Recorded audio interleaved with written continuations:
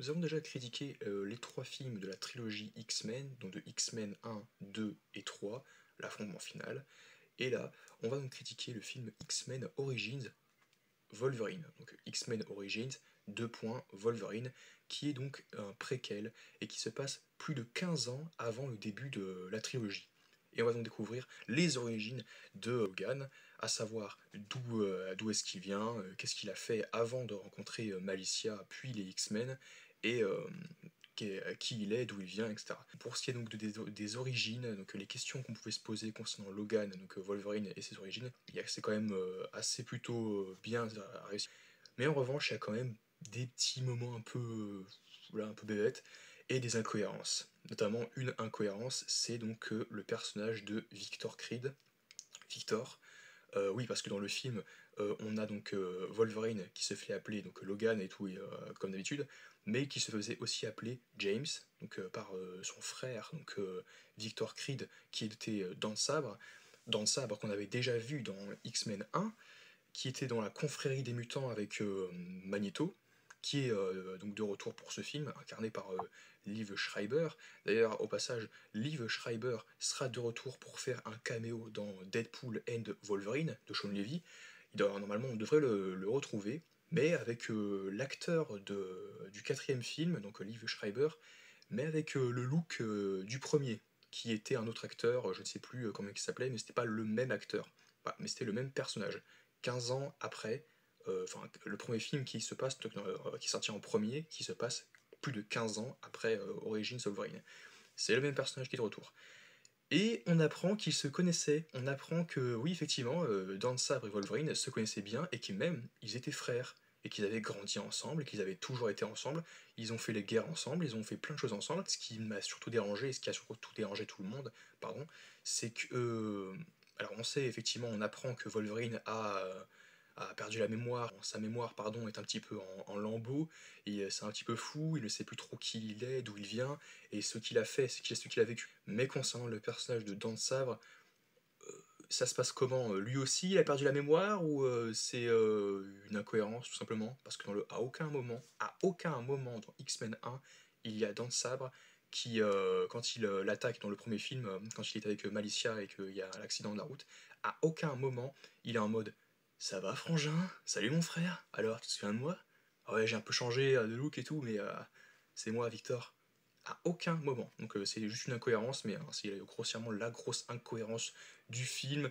Il y a des twists, on va pas trop rentrer dans les détails dans le sujet parce que je trouve pas ça forcément très utile, mais parfois c'est pas trop bien amené parce que c'est appuyé. Il y a d'autres personnages dans le film, d'autres acteurs qui incarnent, donc qui font partie donc d'un groupe de comment dire, d'un groupe de mercenaires. Donc on a notamment on a donc Will.i.am, donc on a Will.i.am qui est dedans, d'accord, qui peut se téléporter. On a en plus de Wolverine, donc Hugh Jackman qui fait son retour, qui incarne toujours le personnage très très bien à la perfection. On a donc Liev Schreiber qui incarne Dan Sabre. On a qui d'autre aussi? On a donc Dominique Monaghan. On a aussi donc qui d'autre? On a Kevin Durant. Voilà, donc on a Kevin Durant aussi donc qui fait donc il y a eux qui sert aussi donc de blague, de colibé, enfin c'est une sorte de blague ambulante. Genre le personnage est ultra gros, donc le personnage de Kevin Durant, voilà, qui c'est une sorte de colosse. On se moque de lui et tout. La blague sur Gras double, ça m'a fait rire, mais bon, c'est vite fait, c'est pas forcément très drôle. Et on a aussi Ryan Reynolds, donc, qui incarne Wade Wilson, Wade Wilson, donc, qui va être amené donc, à devenir Deadpool, puisque c'est Deadpool dans les comics. Et en plus, ce qui est intéressant, c'est que c'est donc dans les comics à la base, il apparaît en tant que le tueur des mutants, et c'est effectivement ce qui est censé devenir dans le film. Il devient le fameux tueur des mutants. Euh, et puis on a le retour donc de William Stryker de X-Men 2, puisqu'on apprend effectivement que William Stryker était donc la clé donc du passé de Wolverine, qui lui-même se posait beaucoup de questions donc, à propos de son passé. Et on apprend que William Stryker connaissait bien Wolverine et que même en plus de ça, il le connaissait très bien, mais que c'était donc lui qui lui avait donc greffé de l'adamantium dans son squelette, son exosquelette, et qu'il avait donc transformé son squelette en adamantium. Puisque oui, effectivement, à la base, à l'origine, d'instinct, en fait, quand Logan sort ses griffes, donc ses 3 griffes, et bien à la base, ce sont des griffes en os qu'il a, pas des griffes en métal ou en adamantium. Et d'ailleurs, en plus, au passage, le film s'ouvre sur un facepalm au bout de 1 minute 30. Voilà, c'est-à-dire qu'en fait, on a donc Victor et James, donc Wolverine, qui sont enfants avec leur père et tout, il se fait border. Et puis très vite, paf, t'as, t'as un bonhomme qui arrive, qui tue le papa qui est tout gentil, tout mimi, et qui est en mode ouais, il faut qu'il sache la vérité. Donc, d'instinct, donc du coup, tu es donc très abattu par ça. Donc tu as donc James, donc Wolverine, qui d'instinct sort ses griffes. Il a pas réalisé ce qui lui arrive. Pour la première fois, il sort ses griffes et il tue l'homme qui lui dit il n'était pas ton père. Non mais déjà, en fait, on n'a pas le temps de réaliser ce qui se passe.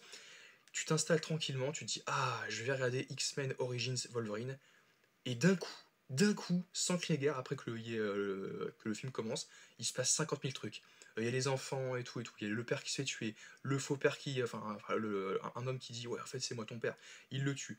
Ensuite, les deux enfants, les deux frères s'enfants, ils courent dans la forêt. Et après, paf, on voit au fil des années ce qu'ils sont devenus. Ils ont participé à la guerre de Corée, la guerre du Vietnam, la Première Guerre mondiale.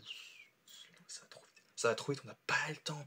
On n'a pas le temps de réaliser ce qui se passe, ça va excessivement vite. Et c'est ridicule, franchement, je disais, le passage, effectivement, je suis ton père, enfin tu es mon fils. Oh, c'est ridicule, c'est tellement mal amené. Mais bref, on apprend effectivement qu'à la base, c'était donc des griffes en os. Et Striker lui donne donc les griffes en adamantium. Et là où j'ai dû. Pas, pourtant, c'est pas la première fois que je vois le film. Mais c'est vrai que quand il est en mode tuez-le et tout, après lui avoir donné l'adamantium, je me suis dit, c'est complètement stupide. C'est là, je comprends pas ce qu'il veut faire, c'est complètement stupide.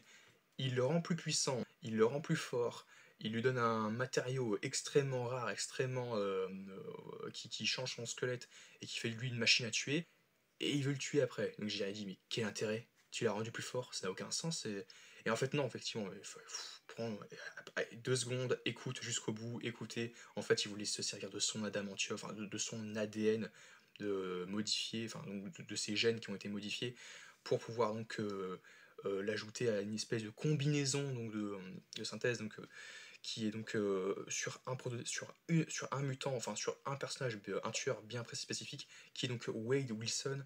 Et en fait, Wade, il y a. En fait, ce qui se passe, c'est très très compliqué, mais en fait, Wade Wilson est donc amené à devenir Deadpool, et le Deadpool, en fait, dans les comics, c'est le tueur de mutants. Et là, ils en ont fait trop, en fait. Je sais pas, je pense dans les comics, ça doit exister, en fait, qu'il a vraiment des pouvoirs vraiment cheatés comme ça, mais Deadpool, c'est vraiment abusé. Déjà, en plus, il est dégueulasse visuellement.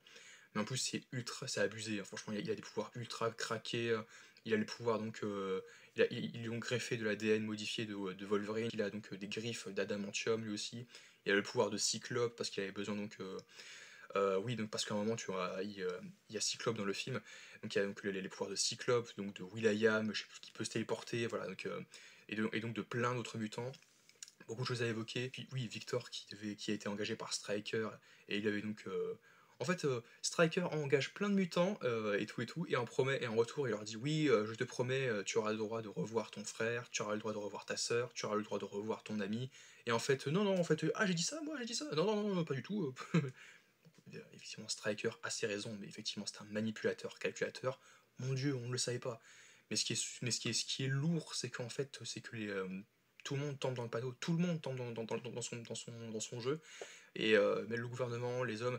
Après, il explique ses intérêts, il leur dit tiens, oui, je fais pour l'intérêt de la nation, je le fais pas pour moi, parce qu'il le dit ah oui, mais ça devient personnel, William. Donc si c'est personnel, on annule le projet, et donc on arrête tout. Effectivement, c'est personnel, mais d'un autre côté, là on comprend parce que c'est personnel, parce qu'il en veut aux mutants, il les supporte pas. Mais il dit non, je le fais aussi pour la nation, parce que je veux protéger la nation. En mode, les mutants peuvent être dangereux, ils peuvent tuer, faire du mal à nos compatriotes, à nos citoyens. Mais c'est quand même un manipulateur, calculateur. Et puis franchement, les personnages réfléchissent quand même pas trop, en fait, tous, autant qu'ils sont. C'est aussi un gros reproche que j'ai voulu faire au film. Mais Deadpool, oui, typiquement, quand j'ai revu, quand j'ai vu plutôt l'épisode final de Secret Invasion, le Gaia contre Gravik, où ils ont les pouvoirs de tous les gardiens de la galaxie, les Avengers, ça m'a directement fait penser à Wolverine contre Deadpool, et je me suis dit, oh, c'est ça, c'est encore plus abusé que ça, parce que franchement, c'est excessif, et la fin est bâclée, en fait, c'est rushé, hein, t'as très très vite la fin, c'est juste il tue Deadpool, et encore non, Deadpool, on fait dans une post-crédit est toujours vivant alors qu'il l'a décapité. mais ils en ont trop fait, franchement c'est beaucoup trop, Deadpool est dégueulasse, c'est très mal fait. Les points positifs concernant Deadpool, parce que j'ai dit que Deadpool était dégueulasse et qu'il était, c'était abusé le fait qu'il soit trop pété, trop craqué avec les pouvoirs de Cyclope, etc.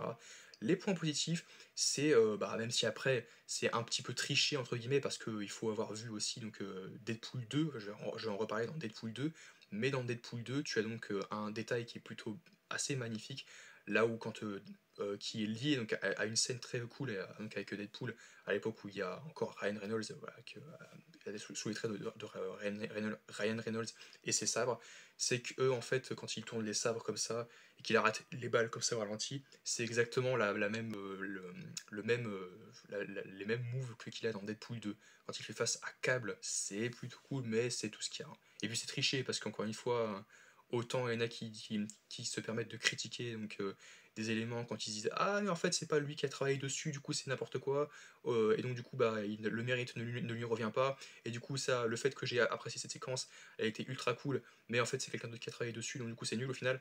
Autant il y en a qui critiquent ça, autant moi je trouve des points positifs sur des trucs qui arrivent sur le futur, quoi. Genre le film qui sort 8 ans après ou 9 ans après que X-Men Origins Wolverine, en l'occurrence c'est Deadpool 2, mais c'est plutôt cool. Sinon, grossièrement, c'est mauvais. C'est mauvais, mais c'est mauvais, mauvais, mauvais, juste mauvais, mauvais plus, quoi. C'est pas forcément. Donc, c'est ça qui est triste, c'est ce qui est dommage, parce que ce film, en soi, il, est quand même, il aurait pu être sympathique, parce que l'origine de Wolverine, donc, les Griffes en Adamantium, tout ça, ça va pas plus loin que ça, et puis tout le reste, c'est. Concernant Wolverine, ça va, mais concernant tout ce qu'il y a autour de lui, qui gravite autour de lui, c'est soit osef, soit incohérent, soit mauvais. Voilà, c'est tout. Donc du coup, on se retrouve à très vite pour de nouvelles critiques en campagne. Et pour parler donc de la prochaine fois donc du reboot X-Men Origins Wolverine, parce que oui, c'est bel et bien un reboot. On va en parler donc effectivement dans la prochaine critique. On voit le professeur Charles Xavier qui est bien debout, sans son fauteuil. Encore un, vous allez comprendre dans la prochaine critique, mais encore un élément qui prouve que c'est bel et bien un reboot. Donc X-Men Origins, voilà les origines, enfin le commencement. Il est debout, alors que ça se passe 15 ans avant. Voilà. Et du coup, on se retrouve à très vite pour une nouvelle critique en ma compagnie.